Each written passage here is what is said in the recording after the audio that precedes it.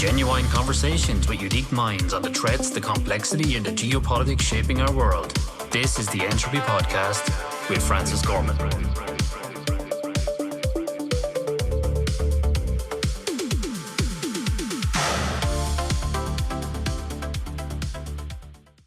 Hi everyone, welcome to the Entropy Podcast. I'm your host, Francis Gorman. Before we dive in, if today's conversation challenges you, sparks a new idea, or sharpens how you think about the world, don't keep it to yourself. Subscribe, leave a review, and share this episode with someone who enjoys staying curious. Today I'm joined by Robert Maxwell, the President and CEO of TGT Solutions. He is the leading expert and authority on making organizations more profitable through the strategic application of technology. He is also a frequent speaker and writer on the subject. Drawing on a wealth of research and over 25 years of experience, Robert has developed a unique perspective that aligns organizational objectives with appropriate technological solutions. Robert understands that this alignment of objectives and technologies, coupled with creative problem solving, helps organizations grow much more quickly than might otherwise have been possible. Robert, it's my absolute pleasure to have you here with me today. Thank you, sir. Robert, I kind of wanted to talk to you from the perspective of small to medium-sized companies, and it's kind of that little part of the world that people tend to jump by when we talk about cybersecurity and business strategy. But it's the key driver for most economies across the globe, and I think it's only fair that we give it the airtime it deserves in this space. You've said that cyber risk is no longer a technical issue. What's driving that shift in your view? The primary driver is cash.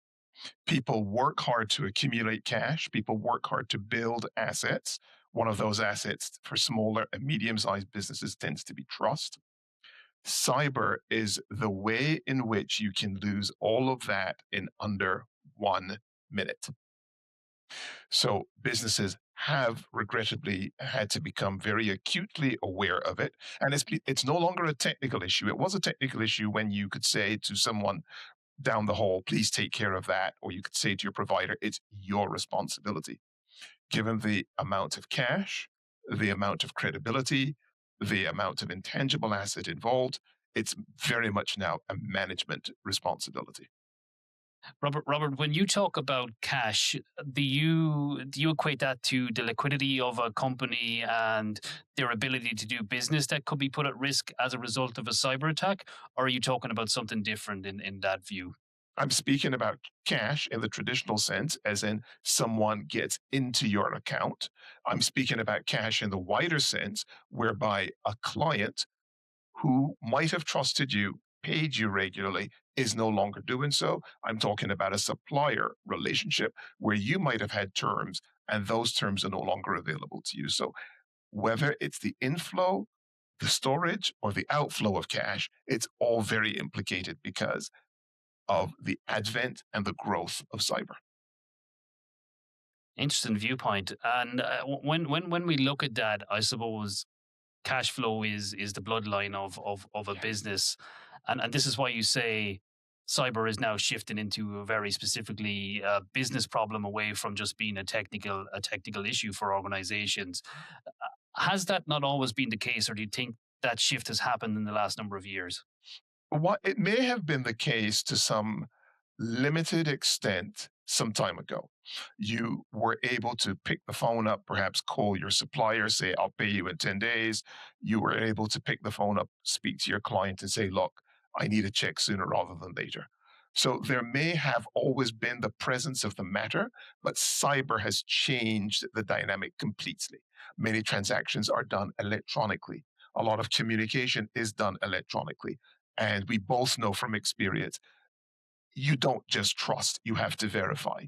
And because the process has changed, the relationships around it have changed. So cyber has had a major impact on the way cash flows and will continue to flow.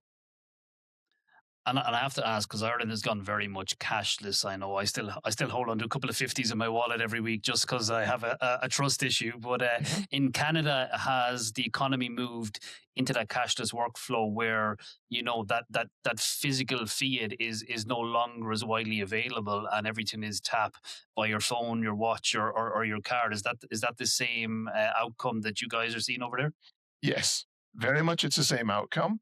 But speaking of cyber in respect of business, many businesses still have to remember that trust is the basis of all activity. And cyber, because of its ability to disrupt or ruin trust, as I mentioned, in under a minute, one has to still think in terms of the physical asset of cash, and one still has to think in terms of working on the relationships one has in order to protect that cash flow.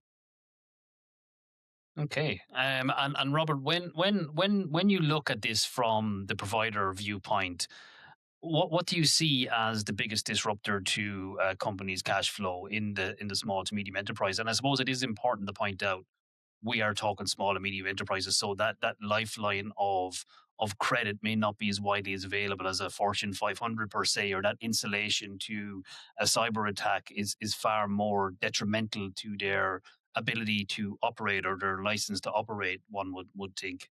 Mhm.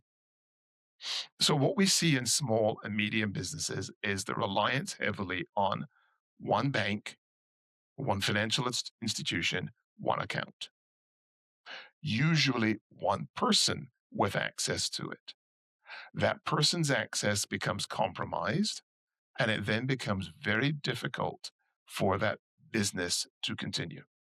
So, what we very heavily advocate is perhaps you need more than one account, more than one institution, more than one protocol, more than one set of passwords. Imagine that. I cannot tell you how many business owners who still use the same password for lots of different things because it's just easier. And this is where I say it's a business issue. You can easily have a different password, but it's a business issue because business owners have to be persuaded it's worth your time to take the time to have different passwords, to have different protocols, to have different models of operation so that if you're compromised, you can still function. No, that's super interesting. When you bring it back to kind of that single person dependency, and I suppose the size question plays in there. And I suppose this is an angle that we don't really discuss because working within a large institution, the thought that one person would hold the keys to the equity machine or the invoice machine or whatever is not something you ever kind of equate back to. But when you bring it into family owned businesses or small businesses of 30 or 40 employees, there probably is one accountant that, has a password for the email that's the same password for every other system that they have. Is that what you're seeing, that a phishing attack or something similar can quickly bring down an organization of these sizes? We see three things quite heavily. Number one, as you've just mentioned, phishing attacks, obtaining credentials. And the second thing we see quite heavily is that those nefarious actors spend a lot of time studying an organization. So the credentials may have been stolen 6 months ago, but because they're in your systems and they are observing what's going on, they wait very patiently. And 6 months later, they do their damage. And the third thing that we see quite often, you've touched on it, is people are lazy because they're not forced by corporate policy to change that password every 30 days, every 60 days. They've got a password. They like the password. They think nobody else can guess their password. And lo and behold, at just the opportune time, small and medium sized businesses find themselves to be extraordinarily vulnerable. One bank account, one person, one set of credentials lost. And the banks are not very sympathetic to the story they come with these days. Woe is me. They're not very sympathetic at all. And I suppose when you break it down to that regard, so the exposure there, when you say the banks are not sympathetic, is this poor hygiene has led to this exposure, and therefore your loss is your loss, and you need to Mhm. suck it up. We won't be covering the cost. Is that where that lens comes from? Precisely. Precisely.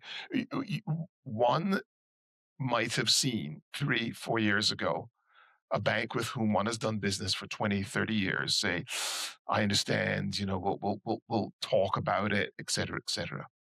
You may have noted that the banks are now introducing all kinds of legal terms so that before you click a transaction, it's made very clear to you this is your responsibility.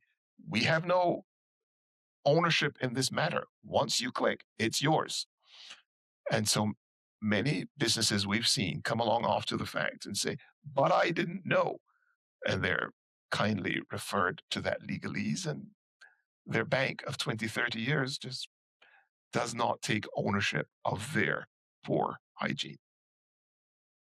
And Robert, you come into these organizations and you talk to the executives involved or the business owner involved. If it's just an individual, how do you bring these kind of real life issues and this human risk factor that has a technological attack surface? How do you bring that to life? What way do you sit down with those owners and go, here are the key attack points in your organization? Is there a way that you sit down and map it out in layman's terms, assuming that most of these people don't have a cybersecurity team available to them, that they are heavily reliant on someone like yourself in terms of a third party technology partner coming in and being able to give them guidance to move forward in this space?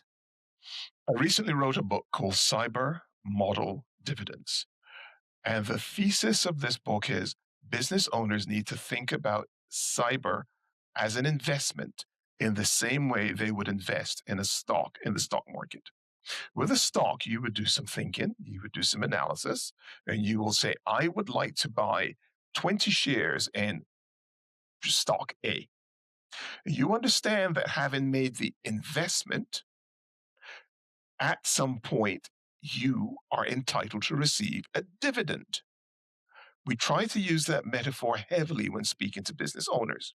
We try to convey the fact that cyber is not an expense. Stop looking at it as an expense, because when you look at it as an expense, you're thinking about how do I cut my expense? You don't cut your cyber expense. You think of making a cyber investment.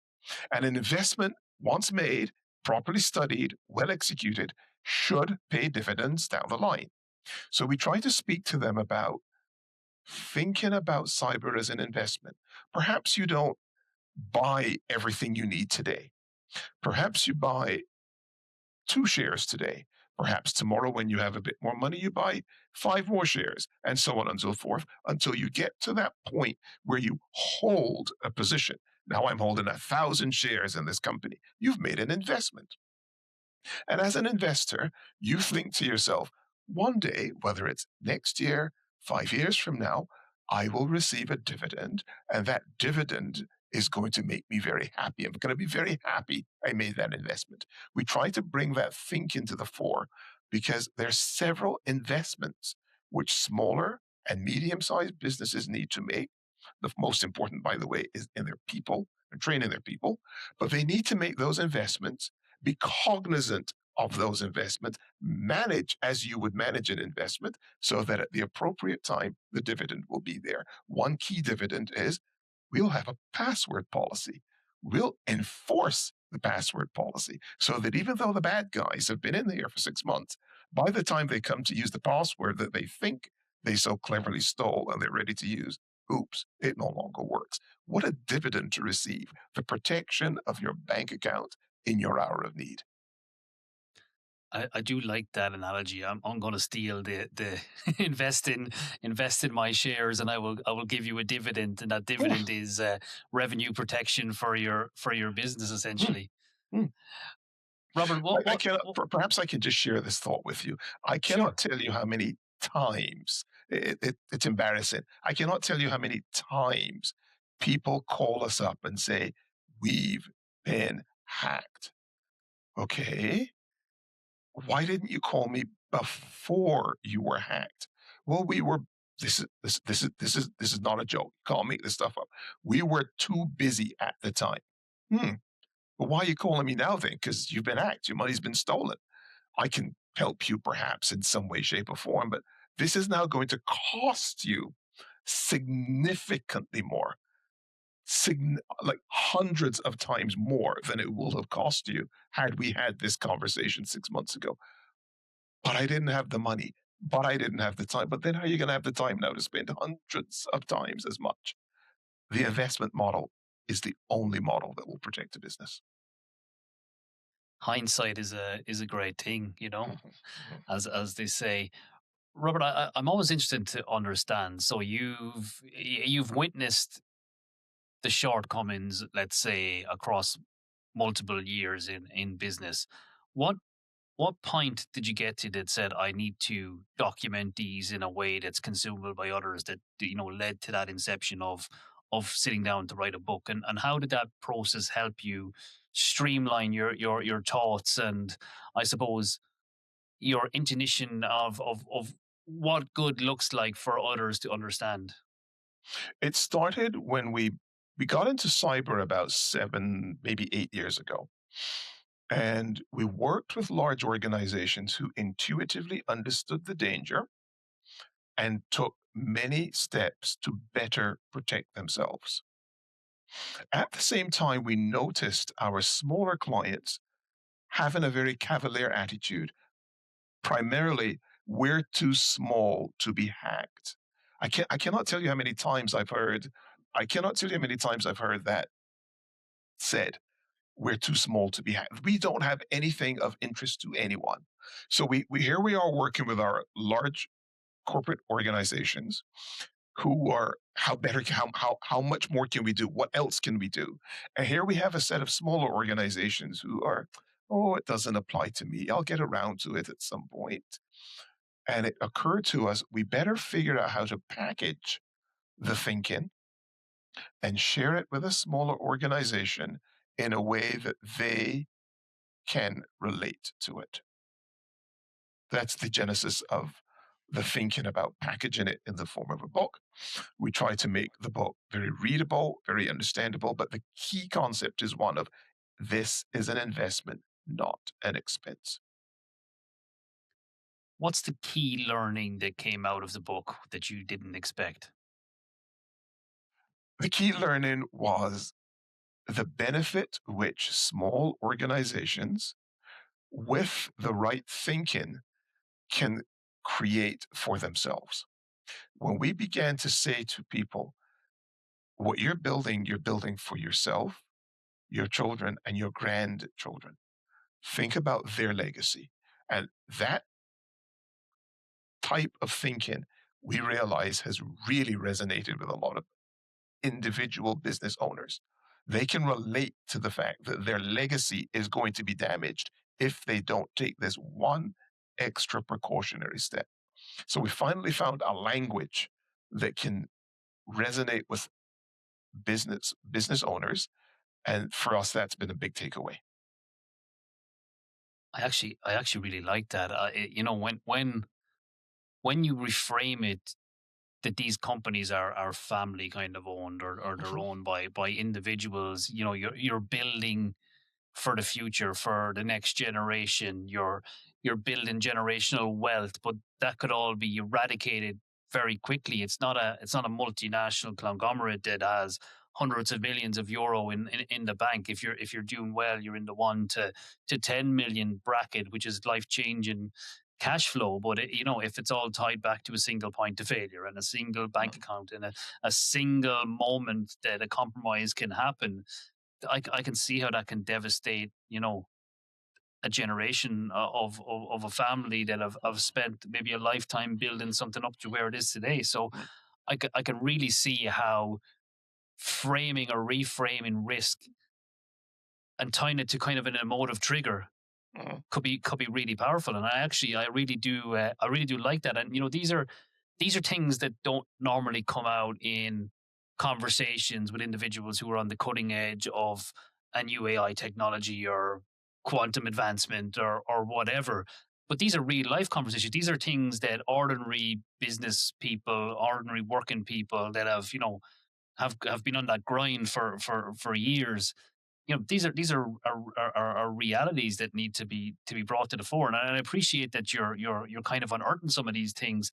Is there is there a mindset that's dangerous though that can creep in here that you've seen in the industry? You've touched on some points already. We didn't have time, we didn't have the budget. Is there a fundamental thematic that can kind of creep up through individuals at the top of these organizations, that they kind of sneaks in on them unassumingly, and then it's too late? One of the things we've noted is the person who founded that business is good at something, whether it's building roads, building buildings, making food, and they're not particularly conversant with new technologies. They don't like to admit that they're not particularly good at it because they have built their business. So they're very good at something, but they're not good at this thing, meaning technology, particularly cybersecurity. And sometimes they don't know who to ask. Sometimes they're not in the habit of asking because they've built a great business. So one of the things we have found across the board with smaller organizations is the need to slow the owner or the partners down long enough to say, we have to have this conversation.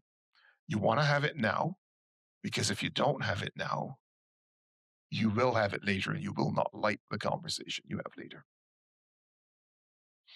So the thing we've noticed across the board is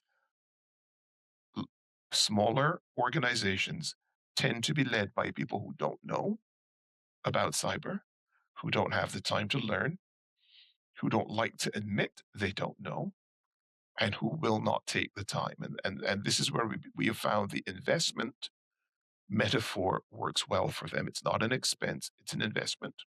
And second of all, this is where we touch an emotional nerve when we speak of the fact that you've just spent 30, 40 years building something. You want to enjoy it, you want to pass it on. And if you fail to do this step, you'll lose it. It's almost certain now you will lose it. It's not an if you will get attacked, it's a when you get attacked and how much they take. So you want to take this step. Are attackers prioritizing scale, simplicity, or impact? Or does it matter anymore in your view? I find attackers prioritize ease of access.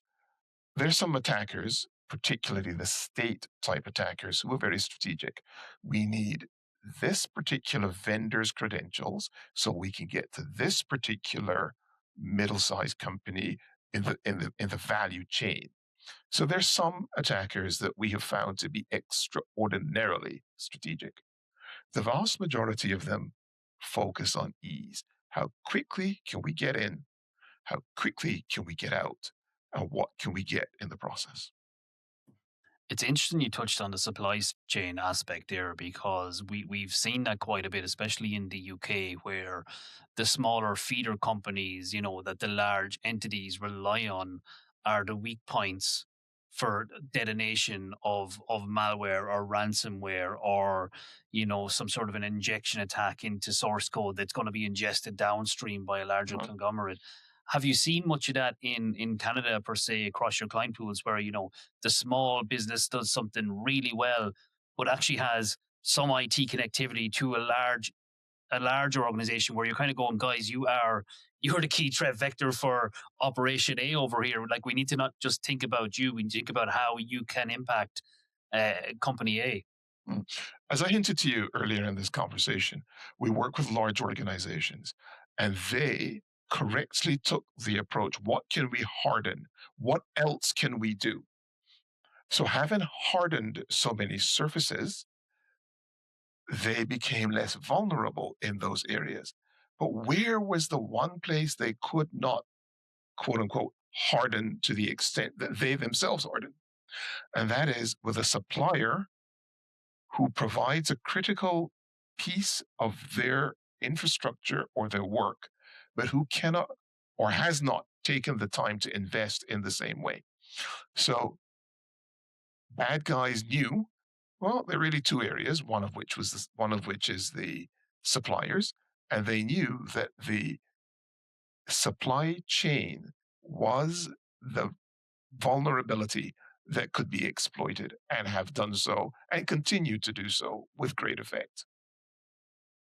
The other vulnerability we noticed that hasn't until very recently been taken very seriously is software patching levels. Many organizations, because they have so much software, don't always patch the software they've got to the level that they need. So there are vulnerabilities that have been exposed. But by and large, the largest vector of attack has been along the human route, particularly the human supplier route. It's interesting to see that same attack vector is materialized in multiple geo regions. It's down to its simplicity and the weak point, which is you can trick a human quicker than you can break MFA or Mhm, something. If someone just gives you mhm, their password or mhm, hands over account information or points you in the right direction of a key mhm, person within an organization that has that access, that is far easier to manipulate than maybe go after the technological level of the organization. mhm. Robert, you're the CEO of a technology provider, so I assume you have to look inward as well as outward at these problems and ensure that your hygiene is strong. How do you manage your own risk and governance in terms of the organizational aspects, and what challenges does that bring to you as a business owner in your own right? Great question. Thank you for asking. The simple answer is we manage with extreme care. We understand that because we help others, we will ourselves become a victim, and therefore we have to take even more precautions than we're advising others to take to evade the bad guys who would take us down so that they A could laugh at us, but more importantly, get to all the people who we are supporting. So it behooves us to spend the time to think very carefully about what's next, what's worked. And it's also very interesting to do lots of reviews on the types of attacks we get. We get attacked very often. I think I saw a statistic, not I think, I know I saw a statistic the other day that we've had about 1.3 million attacks in the last attack efforts in the last 6 months. So and we try to use this to bring our potential clients and existing clients to the realization they're not stopping. They haven't gotten in yet, but they're not stopping. They're going to keep trying. If they're trying for us, they will try for you as well.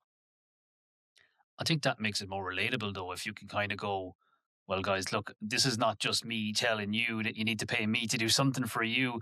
Mhm, As a business owner myself, my stats are as follows, and we can see, 1 point X million times was an attempted attack, and those mhm, attacks were brute force against our cloud services, or, we managed to stop X amount of phishing emails that mhm, came in through our detection software, or someone sent in malware and we caught that at a sandbox in our email solution or whatever. But you can make it more relatable then, because mhm, it's not just hypothetical. You have the data points to speak to. mhm. On that, Robert, I think before we finish up, I'd kind of like to ask you, how should companies assess their cyber posture without it becoming a checkbox exercise per se? I think they should do two things. First of all, they should recognize the need for an investment in a small external review. It's very easy to attempt to do an internal review, come back and say, oh, look, we're all good. We checked. An external review reveals something quite different because, of course, they're looking for different things and are apt to be more honest with you. So there should be a small external review. We offer such an external review at a very low cost. And 95% of the time, we find that clients are very surprised because they're learning things they did not know. That's one thing. The second thing with respect to companies is the need to recognize that even if you were quote unquote clean or you got a good review last year, doesn't necessarily mean you're going to get a good review now or in 6 months' time. So there's got to be the approach that we have to stay ahead of this curve. That's a key mindset. And this is why we keep saying it's a business problem, much more so than a technological problem. As you well know, AI has advanced considerably. And the types of attacks that are now becoming prevalent We didn't know about them 6, 9 months ago. So one does not do a review to say, oh, we've done it. We had a clean one that was done 7 months ago. We're okay. One has to have the mindset that last one was clean. We've now made the following changes. And by the way, let's get ready for the next review. Yeah, that's interesting. AI. I should really ask you about AI in these organizations because when I look at AI, I see lots of people are throwing high levels of sensitive data in there, just assuming it's a magic box that gives back answers or creates PowerPoints or documents or whatever the artifact may be. But in organizations that don't necessarily have security professionals or data privacy professionals embedded with them, the mindset may be very different to a regulated entity per se that is very conscious of the risk levels. How much has AI changed how you approach these businesses? AI has changed our approach considerably. We now start by asking prospective clients, what is your cybersecurity policy with respect to artificial intelligence? At which time we ordinarily get a look which says, what are you even talking about? And then we go on to explain, yes, I know that you are using AI. And by the way, even if you don't think you're using AI, somebody in your organization is. What's your cybersecurity policy around that? To which most people then drop their gaze, meaning we hadn't thought about that. So, to answer your question, AI has made more companies more vulnerable than they can possibly realize. And it's not because the bad guy is using AI, although that's the case. It's because the company is using AI to expose itself more and more daily without recognizing it's doing that. Yeah, it's fascinating. I really don't know how this plays out over the next couple of months because with Anthropic dropping potentially might just the most dangerous 0 day finder of all time. If you're to believe the marketing hype, the world may be about to get very interesting, or maybe it's just more hype. All will be revealed soon enough, I suppose. But Robert, it's been fascinating having you on. It's been an intrinsic look at a different side of cyber than we normally have on the podcast. So I really do appreciate your viewpoints and thank you for taking the time out of your day to speak with me. Thank you, sir. Take care. Thank you. Bye bye.